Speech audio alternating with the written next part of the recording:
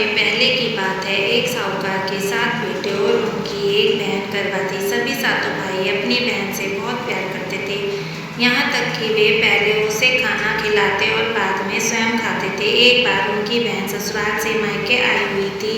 शाम को भाई जब अपना व्यापार व्यवसाय बंद कर घर आए तो देखा उनकी बहन बहुत व्याकुल थी। भाई खाना खाने बैठे और अपनी बहन से भी खाने का आग्रह करने लगे, लेकिन बहन ने बताया कि उसका आज करवा चौथ का निर्जल व्रत है और वह खाना सिर्फ चंद्रमा को देखकर उसे अर्घ देकर ही खा सकती है। चूंकि चंद्रमा अभी तक नहीं निकला है, इसलिए वह भूख प्यास से व्याकुल हो उठी। छोटे भाई से अपनी बहन की हालत देखी नहीं जाती और वह दूर पीपल के पेड़ पर एक दीपक जलाकर चलने की ओट में रख देता है।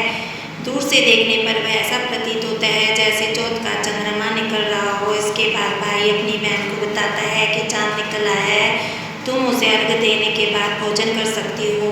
खुशी के मारे सीढ़ियों पर चढ़कर चांद को देखती है, उसे अर्घ देकर खाना खाने बैठ जाती है। वह पहला टुकड़ा मुंह में डालती है तो उसे छींक आ जाती है, दूसरा टुकड़ा मुंह में डालती है तो उसमें बाल आ जाता है और जैसे ही तीसरा टुकड़ा मुंह में डालने की कोशिश करती है तो उसके पति की मृत्यु का समाचार उसे मिलता है। वह बौखला जाता है। अभी उसे सच्चाई से अवगत कराती है कि उसके साथ ऐसा क्यों हुआ है। करवा चौथ का व्रत गलत तरीके से टूटने के कारण देवता उससे नाराज हो गए हैं और उन्होंने ऐसा किया है। सच्चाई जानने के बाद करवा निश्चय करती है कि वह अपने पति का अंतिम संस्कार नहीं होने देगी, अपने अस्तित्व से उन्हें पुनर्जीवन दिलाकर रहेगी। वह पूरे 1 साल तक अपने पति के शव के पास बैठी रहती है, उसकी देखभाल करती है, उसके ऊपर उगने वाली सुईनुमा घास को वह एकत्रित करती है।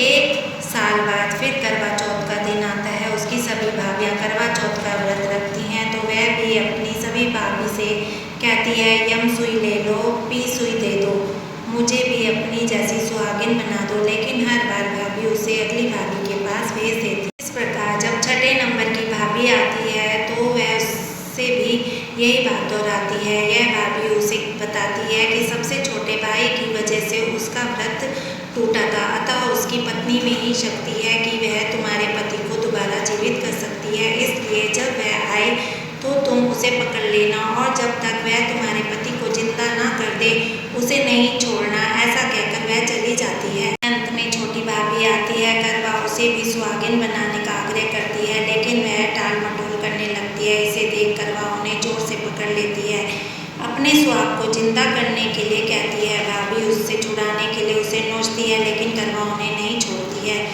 अंत में उसकी तपस्या को देखकर भाभी पसीज जाती है और अपनी छोटी उंगली को चीरकर उसमें से अमृत उसके पति के मुंह में डाल देती है। करवा का पति तुरंत श्री गणेश कहता हुआ बैठ जाता है। इस प्रकार करवा फिर से सुहागन हो जाती है। हे श्री गणेश महागौरी, जैसे करवा को सदा सुहागन होने का वरदान आपसे मिला, वैसा ही सभी सुहागनों को मिले। अगर आपको कहानी पसंद आई हो तो चैनल को सब्सक्राइब करें, कहानी को लाइक, कमेंट और शेयर ज़रूर करें। धन्यवाद।